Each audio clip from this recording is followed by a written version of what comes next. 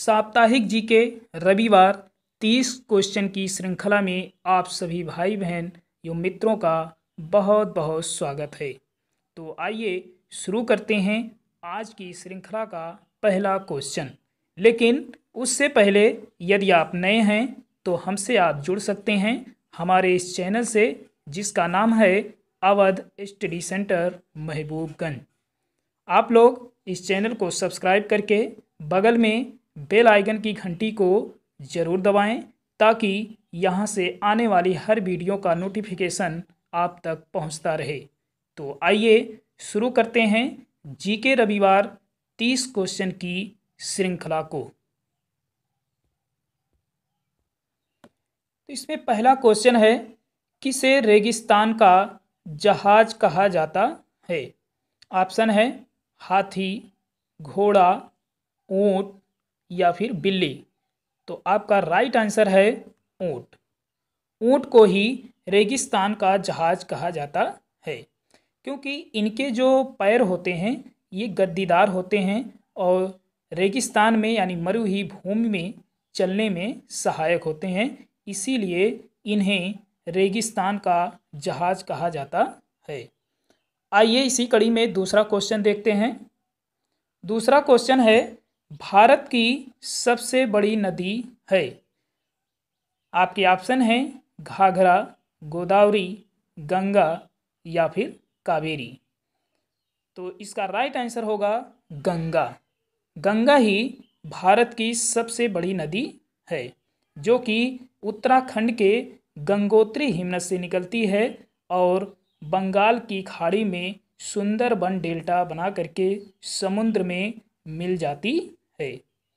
आइए अगला देखते हैं। तीसरा नंबर है 15 अगस्त 2020 को जो 74वां स्वतंत्रता दिवस मनाया गया, उसके थीम का नाम क्या था? दोस्तों 15 अगस्त 2020 अब की बार जो 74वां स्वतंत्रता दिवस मनाया गया, उस थीम का नाम क्या था ये पूछ रहा है। ऑप्शन है भारत को स्वच्छ रखना, भारत को आत्मनिर्भर बनाना, तीसरा है संस्कृति को बढ़ावा देना, चौथा है इनमें से कोई नहीं।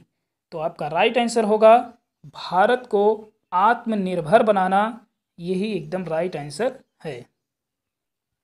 चौथा क्वेश्चन है, जल का सूत्र होता है। तो जल का सूत्र क्या होता है ये पूछना चाह रहा है। ऑप्शन है CO2, H2, H2O या फिर O3।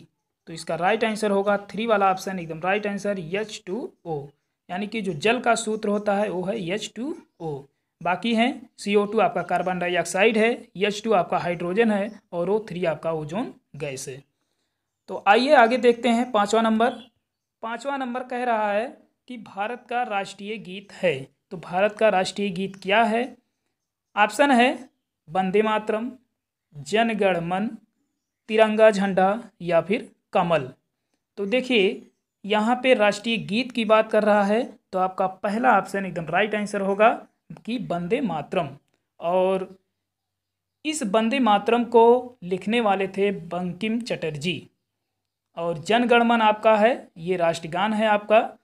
और तिरंगा झंडा और कमल जो है आपका, ये राष्ट्रीय पुष्प है। आइए आगे देखते हैं छठवां नंबर है, हिंदी दिवस मनाया जाता है। ऑप्शन है 17 सितंबर, 16 सितंबर, 15 सितंबर या फिर 14 सितंबर। तो यहाँ पे राइट आंसर होगा चौथा वाला, 14 सितंबर को। 14 सितंबर को इसलिए हिंदी दिवस मनाया जाता है दोस्तों, क्योंकि 14 सितंबर सन 1949 को ही संविधान में अनुच्छेद यानी आर्टिकल 343 का के तहत 343 का के तहत जो है हिंदी को संविधान ने स्वीकार किया था। कब? 14 सितंबर 1949 को। और इसे आर्टिकल यानी अनुच्छेद 343 का के तहत रखा गया है, इसीलिए हिंदी दिवस 14 सितंबर को मनाया जाता है। तो यहाँ पे 14 सितंबर जो है ये एकदम राइट आंसर होगा।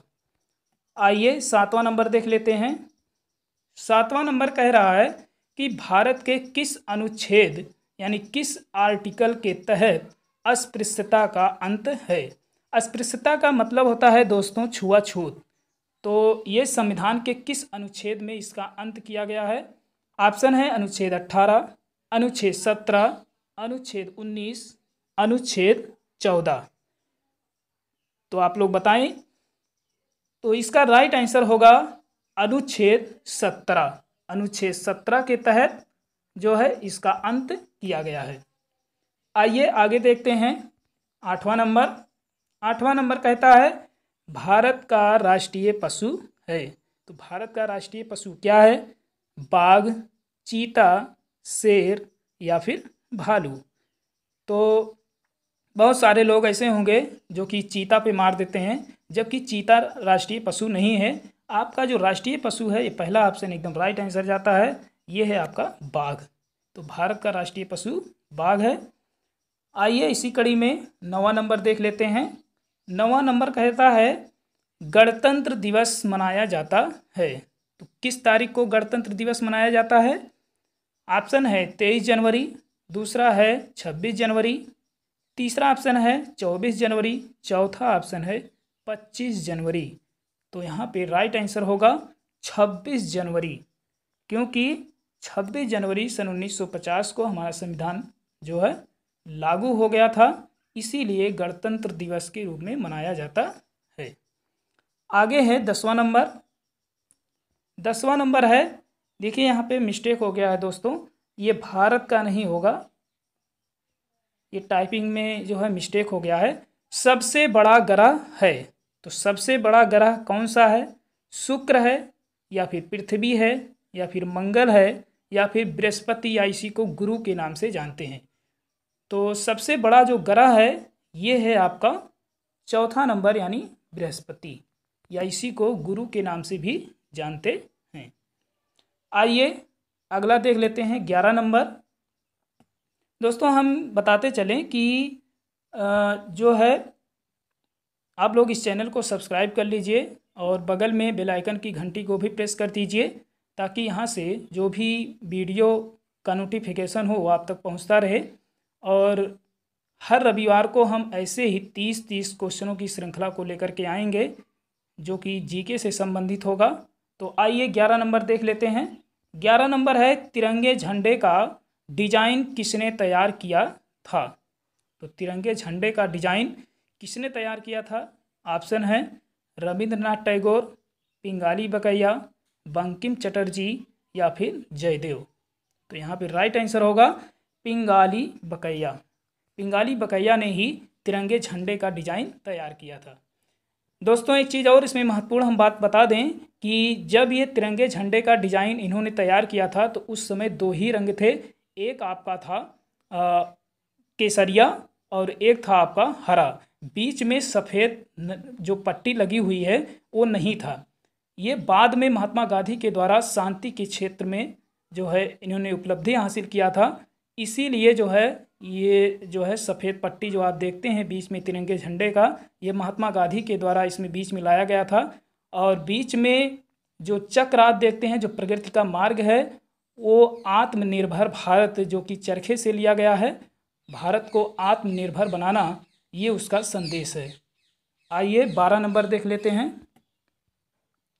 12 नंबर है संविधान सभा की प्रथम बैठक हुई थी।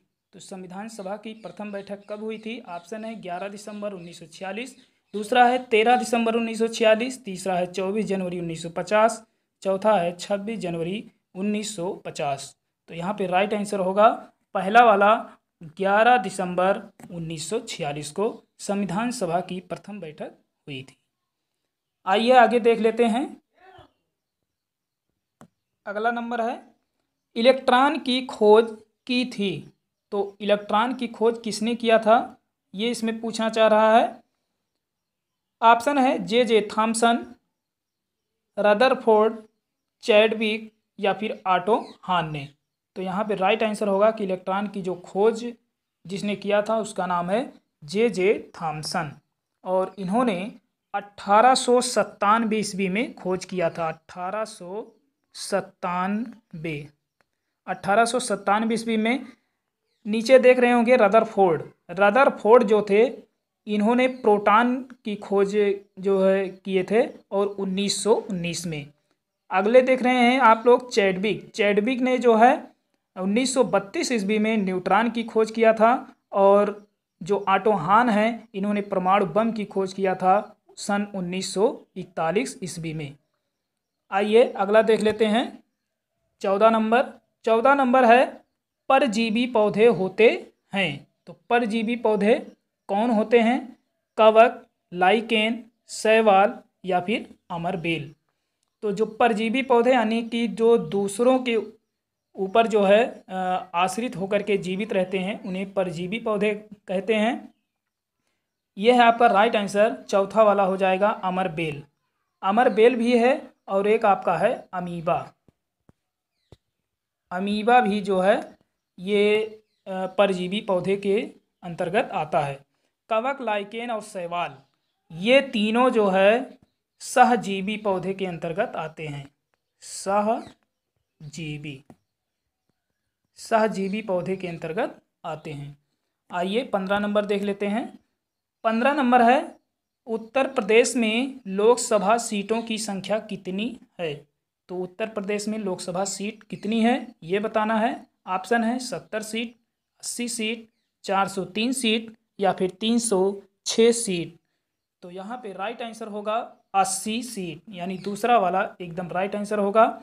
403 जो सीट होते हैं ये विधानसभा सीटें होती हैं उत्तर प्रदेश में। आगे हैं 16 नंबर। 16 नंबर है कोविड-19 का फुल फॉर्म क्या है? ऑप्शन है कोरोना वायरस डायरेक्ट, दूसरा है कोरोना वायरस डायरेक्शन, तीसरा है कोरोना वायरस डिजिट, चौथा है कोरोना वायरस डिजिटल। तो यहाँ पे राइट आंसर होगा कोरोना वायरस डिजिट, यानी तीसरा वाला एकदम राइट आंसर होगा। आइए आगे देख लेते हैं 17 नंबर। 17 नंबर कहता है कोरोना वायरस चीन के किस शहर से आया था? ऑप्शन है हांगकांग, शंघाई, चीन या फिर वुहान। तो इसका राइट आंसर होगा चौथा वाला, यानी कि कोरोना जो वायरस था ये चीन के वुहान शहर से आया था, यानी चौथा वाला ऑप्शन एकदम राइट आंसर जाता है। आइए 18 नंबर देख लेते हैं। 18 नंबर है भारत में कितने केंद्र शासित प्रदेश हैं? यानी कि वर्तमान में बात कर रहा है कि कितने केंद्र शासित प्रदेश अब हैं। ऑप्शन है 7 प्रदेश, 8 प्रदेश, 9 प्रदेश या फिर 10 प्रदेश। तो यहाँ पे राइट आंसर होगा तीसरा वाला एकदम राइट आंसर, यानी कि 9 प्रदेश। यानी जो जम्मू कश्मीर को बनाया गया अभी हाल ही में 5 अगस्त सन 2019 को, इसे जो है 2 केंद्र शासित प्रदेश इसमें बना दिए गए हैं। एक तो जम्मू जिसकी राजधानी है श्रीनगर, एक है आपका लद्दाख जिसकी राजधानी है लेह। और लेह जो है ये सबसे ठंडा स्थान माना जाता है। आइए आगे देख लेते हैं 19 नंबर।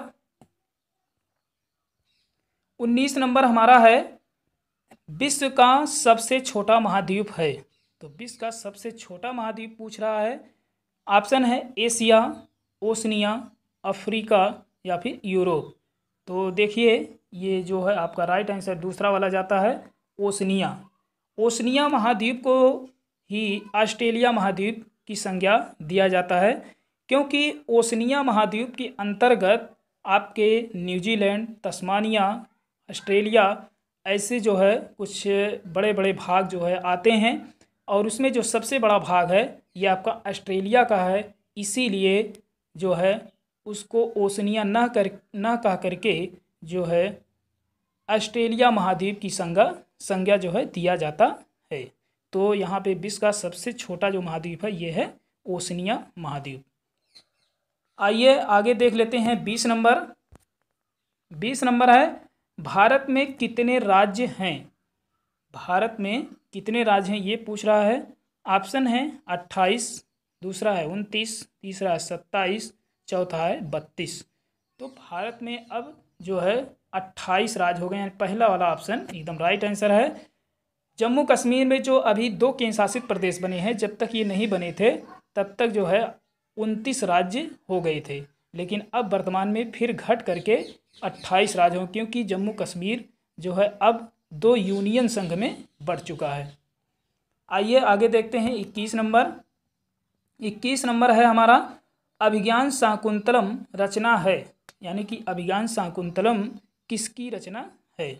ऑप्शन है जयदेव, कालिदास, बहुभूत या फिर पाणिनि। तो यहाँ पे राइट आंसर होगा ये है आपका कालिदास जी का, और ये एक नाटक है। आइए 22 नंबर देख लेते हैं। 22 नंबर है हमारा मॉब लिंचिंग क्या है? तो मॉब लिंचिंग पूछ रहा है, ये क्या है? भीड़ का एक समूह है, दूसरा पर्यावरण, तीसरा सेमिनार, चौथा इनमें से कोई नहीं। तो मॉब लिंचिंग आप लोग समाचार न्यूज में आप लोग देख ही रहे होंगे, आजकल इसकी जो है ज़्यादा चर्चा में है ये। तो मॉब लिंचिंग जो है एक भीड़ का एक समूह है। तो यहाँ पे पहला वाला एक ऑप्शन जो है एकदम राइट आंसर जाता है। आइए आगे देख लेते हैं 23 नंबर। 23 नंबर कह रहा है कि फूलों की घाटी स्थित है। तो फूलों की घाटी कहाँ स्थित है ये पूछना चाह रहा है। उत्तराखंड, कश्मीर, केरल या इनमें से कोई नहीं। तो जो फूलों की घाटी है ये उत्तराखंड में है। यहाँ पे पहला वाला एकदम राइट आंसर जाता है। और कहाँ पे है ये? चमोली। चमोली एक जिला है उत्तराखंड का, वहीं पे है। तो चमोली जिला में है, यानी कि उत्तराखंड में फूलों की घाटी। आइए 24 नंबर देख लेते हैं। 24 नंबर कहता है कि केसर की घाटी कहाँ स्थित है? यानी कि केसर की घाटी, अभी तक फूलों की घाटी था, अब केसर की घाटी। तो ऑप्शन है बंगलौर, कश्मीर, केरल या फिर उत्तराखंड। तो यहाँ पे राइट आंसर होगा कश्मीर। कश्मीर में ही केसर की घाटी, यानी केसर सबसे ज़्यादा वहाँ पे पैदा किया जाता है। आइए आगे देखते हैं 25 नंबर। तो 25 नंबर है शांत घाटी स्थित है। तो शांत घाटी कहाँ स्थित है ये पूछना चाह रहा है। केरल में है, उत्तराखंड में है, कश्मीर में है या फिर बंगलौर में है। तो यहाँ पे राइट आंसर होगा केरल। शांत घाटी जो है केरल में है और ये जैव विविधता के लिए प्रसिद्ध है। आइए आगे देख लेते हैं 26 नंबर। 26 नंबर कह रहा है कि सिलिकॉन घाटी स्थित है। तो सिलिकॉन घाटी कहाँ स्थित है? लेह में है, कश्मीर में है, जम्मू में है या फिर बंगलौर में है। तो इसका राइट आंसर होगा जो सिलिकॉन घाटी स्थित है ये है बंगलौर में, और ये सूचना एवं प्रौद्योगिकी के लिए अति प्रसिद्ध है। तो सिलिकॉन घाटी कहाँ पे है? बंगलौर में है। आइए 27 नंबर देख लेते हैं। 27 नंबर है काला सोना कहा जाता है। तो काला सोना किसे कहा जाता है? हीरा को, कोयला को, कपास को या फिर हाइड्रोजन को। तो यहाँ पे राइट आंसर होगा कोयला को, यानी दूसरा वाला ऑप्शन एकदम राइट आंसर होगा कि काला सोना कोयला को ही कहा जाता है। 28 नंबर है कि द्रवित सोना कहा जाता है। द्रवित सोना किसे कहा जाता है? यानी द्रव से भरा हुआ। पेट्रोलियम को, ग्रेफाइट को, टाइटेनियम को या फिर चाय को। तो यहाँ पे राइट आंसर होगा पेट्रोलियम को। पेट्रोलियम को ही द्रवित सोना के नाम से जाना जाता है। आगे है 29 नंबर। 29 नंबर कहता है कि प्राथमिक उपभोक्ता के जंतु हैं। तो प्राथमिक उपभोक्ता के जंतु कौन कौन से हैं? ऑप्शन में है गाय बकरी, मेढक सांप, शेर बिल्ली या इनमें से कोई नहीं। तो जो प्राथमिक उपभोक्ता यानी कि जो उत्पादक पर निर्भर होते हैं, जिसे पेड़ पौधे यानी शाकाहारी के अंतर्गत आते हैं, तो ये होते हैं गाय और बकरी, यानी पहला वाला ऑप्शन एकदम राइट आंसर होगा। मेढक सांप जो है द्वितीय उपभोक्ता होते हैं, जो कि प्राथमिक उपभोक्ता पर निर्भर होते हैं, यानी कि ये लोग जो है शाकाहारी को खा लेते हैं। शेर बिल्ली जो होते हैं ये सर्वाहारी के अंतर्गत आते हैं, यानी प्राथमिक उपभोक्ता द्वितीय उपभोक्ता इन दोनों को खाते हैं। तो यहाँ पे प्राथमिक उपभोक्ता पूछ रहा था, इसलिए यहाँ पे गाय बकरी जो है राइट आंसर है। तो ये है 30वां और अंतिम प्रश्न। प्रकाश संश्लेषण के लिए आवश्यक है। ऑप्शन है CO2, O2, N2 या फिर O3। तो प्रकाश संश्लेषण के लिए जो आवश्यक है ये है कार्बन डाइऑक्साइड, यानी पहला वाला ऑप्शन एकदम राइट आंसर जाता है, यानी CO2। तो मित्रों, ये था साप्ताहिक जीके रविवार 30 क्वेश्चन की श्रृंखला, जिसको अभी आप लोगों ने देखा। तो मित्रों, ऐसे ही हम और भी मज़ेदार और अच्छे अच्छे जो है क्वेश्चन जीके रविवार 30 क्वेश्चन की श्रृंखला में लाते रहेंगे। तो अगले रविवार के लिए हमें अनुमति दीजिए। बहुत बहुत धन्यवाद।